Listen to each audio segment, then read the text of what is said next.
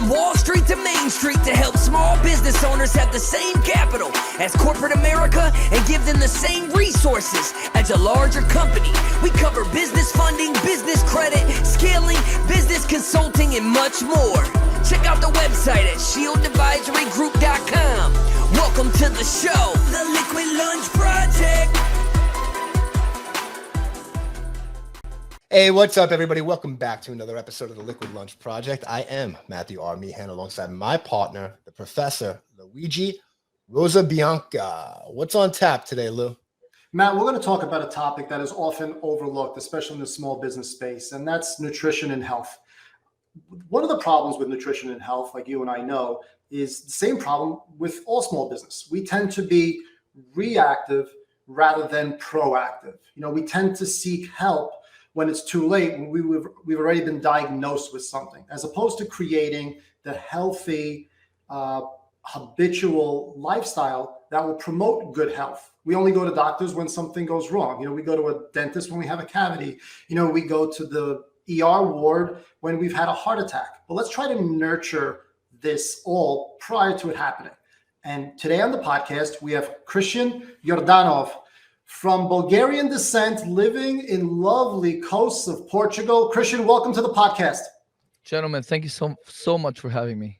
Christian, I think the best place to start here, is it nature or nurture? I mean, are we born with the body and the genes that the big guy upstairs gave us? Or is this like a white slate and we could kind of paint it anywhere we like? I think maybe it's a little bit of both. I believe there's genetically, there's certainly genetically caused diseases out there, but those people generally don't live past a week to a year, past a few months of age, right? So for the most part, most of the diseases that we see nowadays, and I'm gonna include cancer and heart disease and Alzheimer's, dementia, and all the crazy autoimmune diseases. Mostly, for the most part, these are caused by our diets and our lifestyle. And now, caveat here is the baby, the mother's internal environment also plays a major role. If you look at something like autism, which I've written a book on how parents can help improve their kids' health based on science and clinical practice, the research clearly shows that when the mother has some type of health condition, be it diabetes type 1 or other autoimmune things like Hashimoto's thyroiditis, that increases the risk for autism in the baby, in the child. So your mother's health is extremely important. That sets you up for life. So is it nature? If we including your mother's health and that womb environment as part of the nature, it is somewhat nature, but for the most part, it's nurture. It's what you eat. It's what toxins you're exposed to. It's the stress you're exposed to. And these things kind of interlace, and they create these the thousands of different conditions that we experience. And the more you can ameliorate these several factors like sleep, diet, sleep, toxic exposure, detoxification, liver health, all that good stuff, the more you can optimize those things individually and in concert, the likelier you will live to old age and have not just more years in your life, but more life in your years. Christian, let's start with one premise that we're going to put all conspiracy theories aside. We're not going to discuss that for the next half hour. However, you, Matt, and I are more or less the same age. And I know that we grew up in an environment where you'd go to school, you'd play in the sandbox, you'd get dirty, you came home, your mother threw you in the bathtub, and being a kid was disgusting. We were filthy, right? And I think we were fine. We survived. The kids today all have some sort of nut allergy. Who's got asthma? Who's got this? Now, is this an issue of missed diagnoses from years ago that we just didn't know? Or have we done something to our external environment to create all these ancillary issues that, frankly, I don't recall having? Yeah. I mean, it's you may as well be asking a rhetorical question, because I think we all know the answer to that. It's not even it's not even controversial to say that right now we are living in the most polluted of times.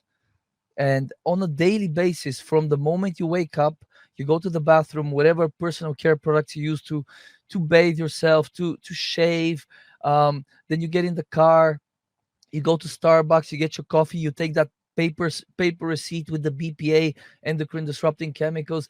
You get to the office, all the plastics and the phthalates and the flame retardants in your car seat, and in the couches in work. So there, at every part of this chain, there's tens, there's multiple, sometimes dozens of tiny toxic exposures, and they accumulate.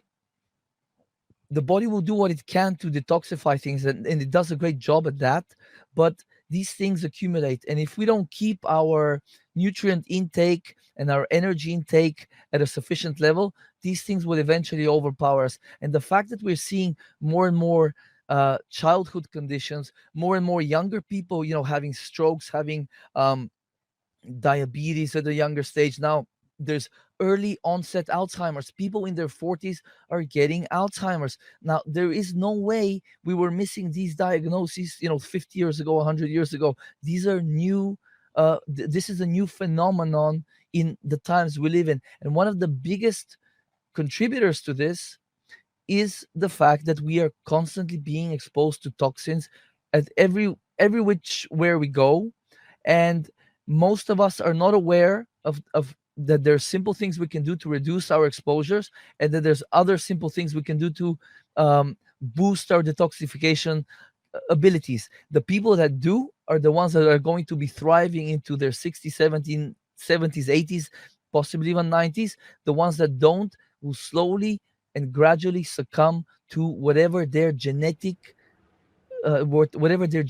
predisposed to develop. Now, Christian, let's disrupt the entire gym industry on this planet, right?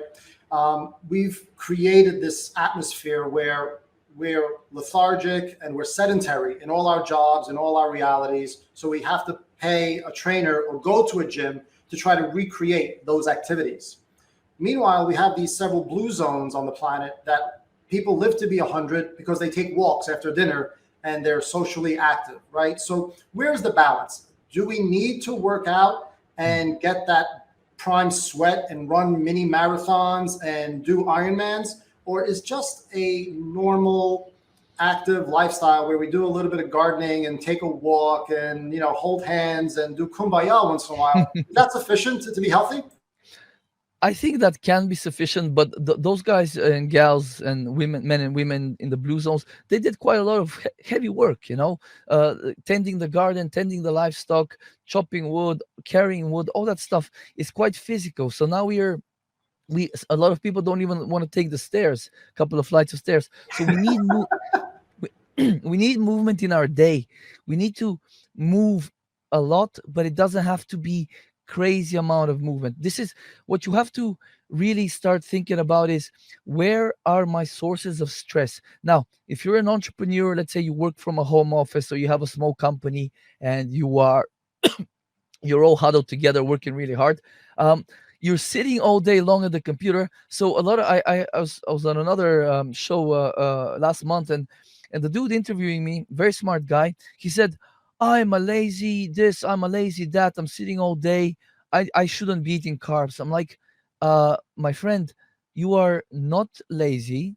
Yes, you might be sedentary and not moving, but you are using the most energy hungry, energy intensive, most complex and amazing organ that we have, that we know in the known universe, i.e. the human brain.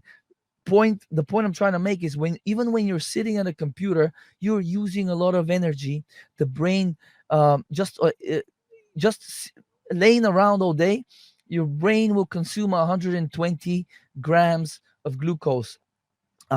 So if you're doing a lot of intellectual labor, which is what we are doing, you need to make sure you're feeding your brain well. Now, that intellectual labor can, when you getting chased by a lion in the savannah, what happens? Your stress hormones go up, your cortisol goes up, your adrenaline goes up to master the fight or flight response. Now, if you're at the computer and you're working on a project, deadlines, customers are complaining, or a vendor, made a mistake, and now your whole pipeline is messed up, that creates the same stress cascade as you being chased in the savannah. So you're not eating carbs, let's say, or you're not eating enough carbs because you think you're not moving, so therefore you don't deserve your carbs. Then your cortisol and your adrenaline are spiking constantly throughout the day. That's this stress is causing you to like break down your muscle, your skin, even your organs and your bones. So we are actually in a very stressful environment. To me, a business person, an entrepreneur, or a young professional like a lawyer or even like a doctor, these people should be mollycoddled like athletes, like a soccer player, like a football player, because you're using, again, like a ton of energy to run your brain, and then you're under tremendous amount of stress. I've looked. I can do advanced hormone testing. If anybody doesn't believe me, come, let's check your hormones. You're going to be in shock and awe how stressed you actually are. We're just really good at hiding it and pretending that we're not that stressed. So at this point, Lou, I forgot your actual question, but if you could just point me back. You did a great job, my friend. You did a great job. Let me ask you this, because these small business athletes that are listening to us today, they hear all sorts of crazy rumors. There's paleo diets, and there's this diet, and there's vegan diets, and non-gluten. There's all sorts of crazy stuff. Yeah. The typical small business owner today, to live a healthy, consistent, quoted day in existence, do we have a large breakfast, small breakfast? Do we need vitamin supplements? Do we get enough from our fruits and vegetables and a normal diet? Look, we know that we shouldn't be eating fast food, and we shouldn't have a greasy pizza. So let's take all the silly stuff aside. But what should we do, the basics, every day to have that high energy intensity throughout the day, so when we go home to our families, we're not collapsing on the couch? Good, very good question. So for the averagely sized person, let's say, between 100 and 108 let's say 100 and 200 pounds, the energy requirements won't really change that much. So very basically, you want to eat with breakfast. You want to have breakfast soonish after waking up. You don't want to start chugging coffees and doing intermittent fasting, especially, again, if you're going to be stressed, if you're going to be at the computer doing work or on phone calls, you're constantly the brain is sucking up glucose to create energy. If you don't immediately provide some glucose or some energy to your body in the morning, the body will make that glucose. And how will it make it?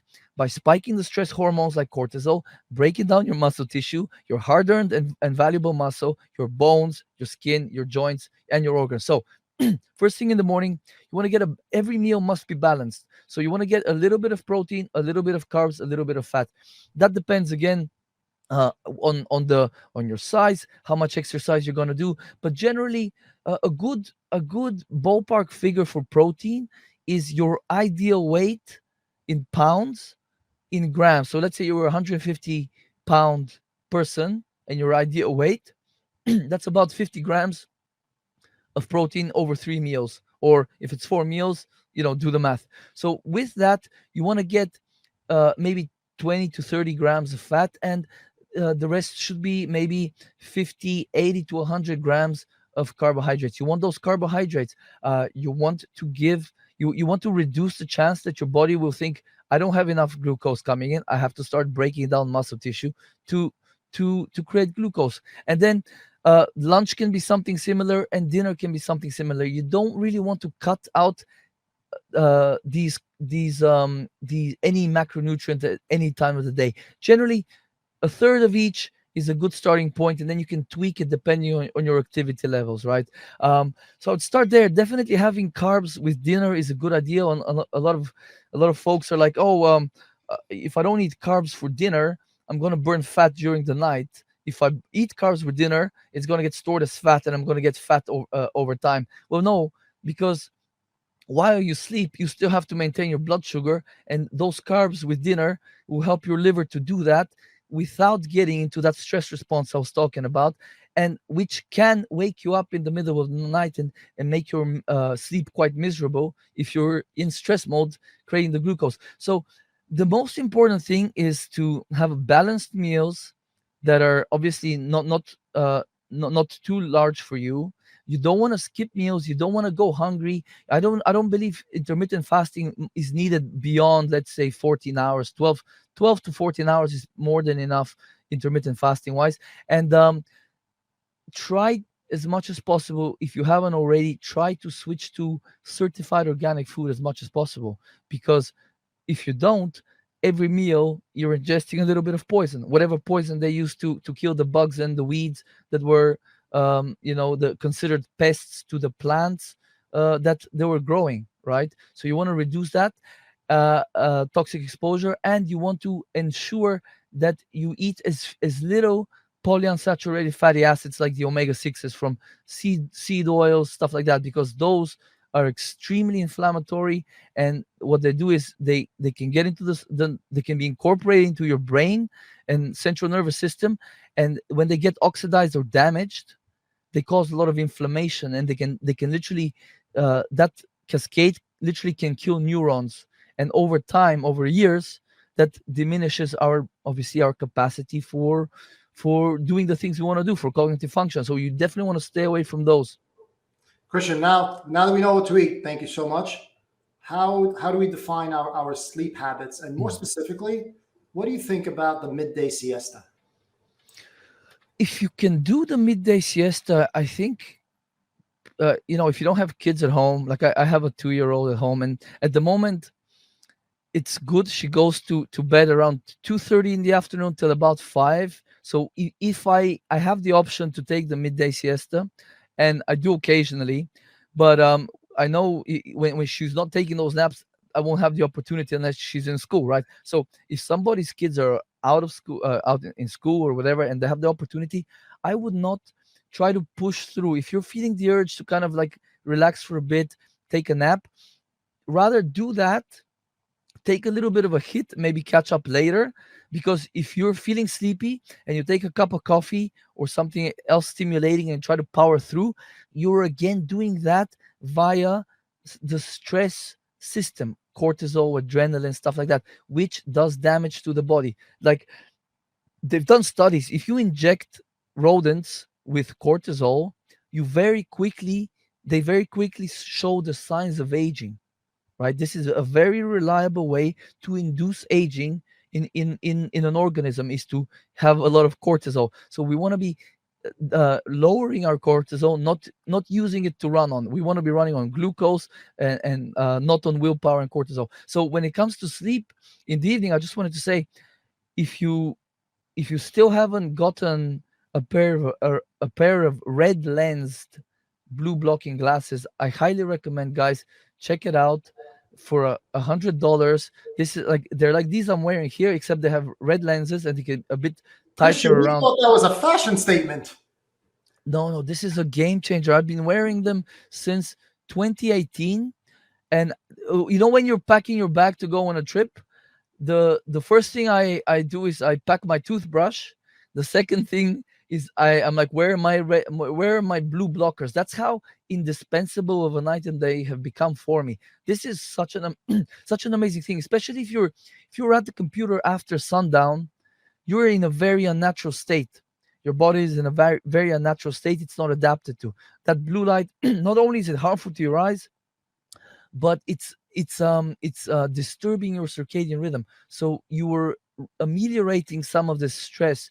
And people that start wearing them, they start sleeping better, they fall asleep faster.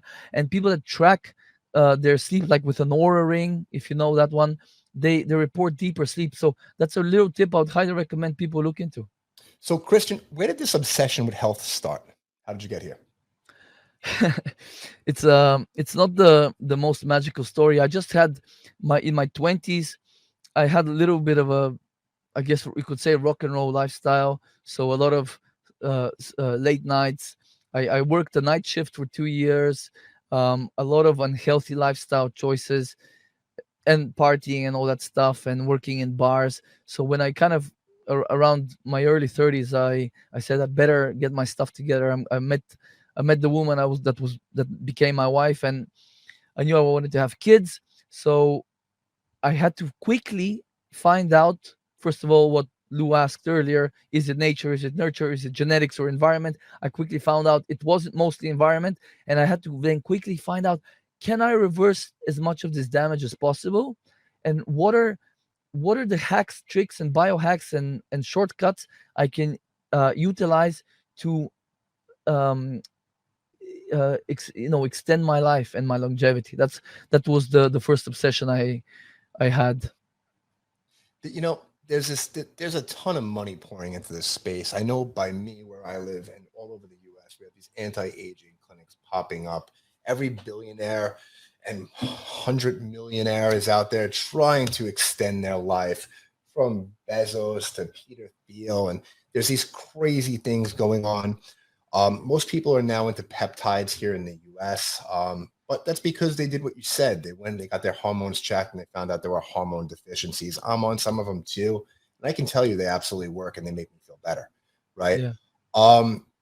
But then you have these crazy people, and the guy's name I forget right now, but he takes his son's blood. He goes through dialysis with it. Oh He God, was some tech billionaire. Lou, you know who I'm talking about, right? I heard You've seen about this guy that. before.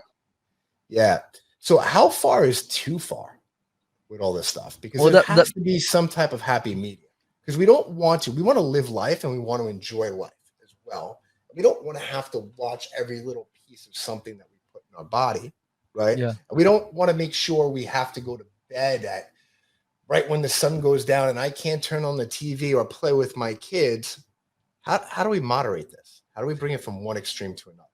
Yeah, I mean, Or meet in the middle? definitely injecting yourself with younger people's blood is a little bit extreme. I think we'll all agree. But yeah, Well, those guys. he's trying to get his biological age lower than his physical age. Right. I don't even know how that's even possible. Let's see if he does it. But I mean, this guy only eats the same thing every single day at the same amount of time. I mean, what's his name? I gotta find out his name, I think I know who because you're talking about. he's all Actually, over this. I heard about him. I'll tell you what I think those people when I started into the stuff, I was like that at one point. I was like, I'm gonna try and live to 115 years old. That way I will have lived in the 20th, the 21st, and the 22nd century. Ooh, big hoopla. So what they're gonna erect a statue of me because I lived in 3 centuries. It's a little bit of an ego thing, and it's actually a lot of an ego thing. And I think those folks, when it becomes that unhealthy, I think and I'm not even joking here, they need to connect with spirit or universe or God or whatever higher power they believe in, because I think to be stuck at the material level is extremely short-sighted as a human, because if you just look at all the quantum physics stuff and the research into consciousness, we are so much more than the meat suit. This consciousness, it more likely than not is eternal. So to want to confine yourself only in the experience of your current lifetime, and there's been a lot of research, a lot of case studies of children remembering past lives. Forget the name of the guy. You can read his books. They're very meticulously documented, these cases. But I personally believe that reincarnation is a simple fact of life. So to stop your progress by trying to live forever is a little bit just you're not seeing the bigger picture. Or to want to live for a longer time, maybe it's good, especially if you're successful and everything is going well, you want to see your great grandkids. That's totally fine. But I believe if you're a rational human being that understands it's a much grander game that our consciousness is playing in this small finite speck of the universe, I think it's important to more focus on how can I remain lucid until the day I die. Can I die maybe surfing, or okay, not going to be jumping from a parachute if you're 90, but maybe you might be in a rafting or something, or riding your bicycle, or making love. Oh, I don't know if that would be possible, but maybe it's possible. Like there's old guys that are having kids at a very advanced age, so maybe that's possible too. So point is, how can we put more life into our years, not just years into our life? No, I totally agree. This guy, his name was actually Brian Johnson. I just looked it up while we Yes, were I working. yes I He claims remember. $2 million a year. 2 million. He sold his tech company. He made some money, right? But listen to this. He takes 61 different pills every single day, eats the same exact thing, right? What does he And eat? Do they actually, say? what? Do they say what he actually eats? It says overall diet. He wakes up, he has a green drink with 20 ounces of water. His first meal is super veggie. It's a lot of vegetables, right? He eats 70 pounds of vegetables per month, it says. Holy Um, cow! and then his second meal is a nutty pudding. And third meal, he A gets some nut variety. pudding. It's a variety every now and then. But I mean, Wow. all the money in the world, wants to live forever, but that doesn't sound like living to me. That I'll sounds tell like, you. I'll tell you though, if I had that kind of money, I'd be taking more than 61 pills a day. I'm already taking like yeah. 25. So what kind of pills? What pills do you take? One of my favorite, because I just started writing a book. I have a half a kilogram of alpha GPC. So you guys should check this out. Um, if you use your mind for whatever writing, speaking, analyzing charts, whatever it is you do, um, alpha GPC. It's alpha. Was it glycerophosphoryl choline? It's actually a compound that is found in the brain. We make it. It's tiny amounts can be found in food, but I just take like a half a gram to a gram of that, and it's really good for because choline is really used in the brain in various ways. It's phosphatidylcholine, cell membranes to repair neurons and stuff like that.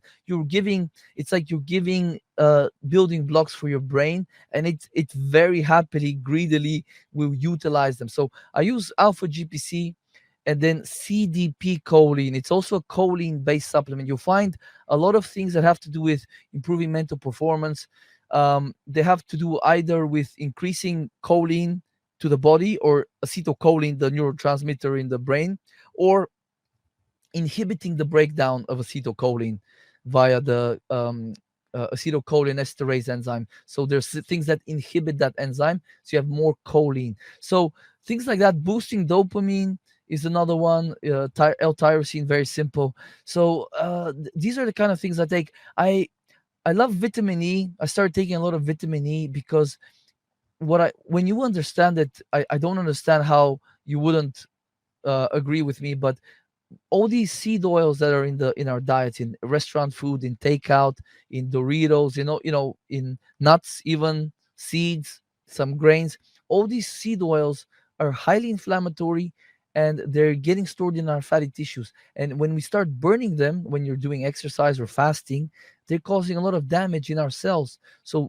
taking vitamin E helps to prevent that damage, and a lot of that damage is actually happening in the brain because it's a very there's a lot of lipids, a lot of fats in the brain. So the more you can protect those lipids with things like antioxidants like vitamin E, the more you can stave off neurodegenerative conditions.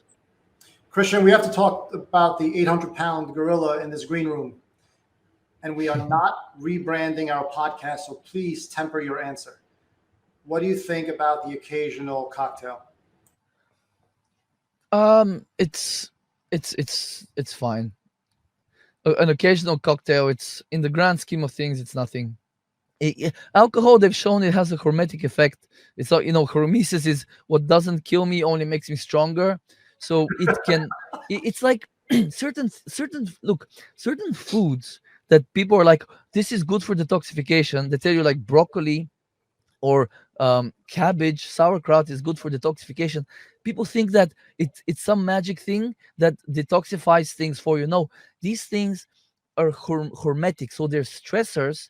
They're actually toxins. A lot of plant foods are toxins that the body perceives them as toxins because it perceives them, it braces, so it upregulates our detoxification system. It's like when I punch you in the stomach first time lightly and you see me coming again, you're gonna brace a lot harder. So obviously you can protect yourself. So similar with the body. So things like a little bit of alcohol, it upregulates the detoxification enzyme. So they've done a lot of epidemiological research where moderate drinkers actually outlive people that don't drink at all. So Oh my go God, figure. are you kidding me? That's Moderate. Moderate. Well, I'm going to go one step further there. Have you seen Mick Jagger? Have you seen President Biden? You're onto something, I brother. think sex, drugs, and rock and roll, from what I'm seeing these days, was the way to go in the 70s. I would agree wholeheartedly. I mean, if you look at some of these people, these rock stars from the 70s, Steven Tyler, everybody, these guys are look at some of the celebrities. Look at Schwarzenegger, look at Stallone, right? Look at all of these people that they probably didn't live the cleanest lifestyle, but they're doing a lot better than everybody else for some reason. Yeah. You know, we look at Mitch McConnell and he looks like he's about to die. Biden doesn't know where he is. I mean, give me the sex, drugs, and rock and roll all day. And again, it goes back to: do you want to live to 100 years and be a square, or do you want to live to 80 years and have had this amazing life that, okay, half of it you don't remember, but probably now at least we have smartphones, so there will be an account of it somewhere hidden at least. Oh, Christian, thank you so much for being here, my man. We want to be respectful of your time. Can you tell the audience where to find you? Because you threw out so many things, so many words I couldn't pronounce. I'm going to go on your site. I'm going to check out what you're doing, and I'm sure they're going to want it too as well. Yeah, my website is just my name, christianyordanov.com, and I offer health consulting on various things, including optimizing health, including if you just want to check yourself out with some advanced lab testing. That's folks can book a free consultation there. And Lou, Matt, thank you so much for having me on. This was a lot of fun, guys. Appreciate you. Thank you. Christian, one question before I let you run. If you only had to pick one supplement to take every day, what would it be? Oh, you're killing me. You are killing me. He takes 25. You never down to one. You are killing me. Okay, can I cheat? A multivitamin? A good multivitamin. Okay, if it's one supplement, okay, maybe, and maybe people listening will get some value out of this. Creatine, because creatine is fuel for the cells. It literally increases the reservoir of energy in the cells. So they've done, because in my next book I'll be talking about it. They've done a lot of research.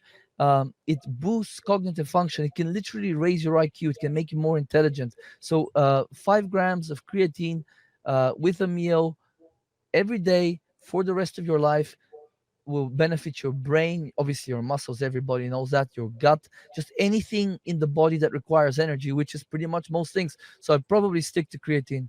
And according to Barry Bonds, 70 home runs a year. Listen, my trainer actually just told me to go buy it today. So as soon as we get off, there you go. I'm going to buy it. Christian, thank you. Everybody else, that's a wrap of the Liquid Lunch Project. We'll see you in the next episode. Thank you for listening to the show. And make sure you subscribe, leave a review, and share it with a friend. We'll see you on the next episode of the Liquid Lunch Project.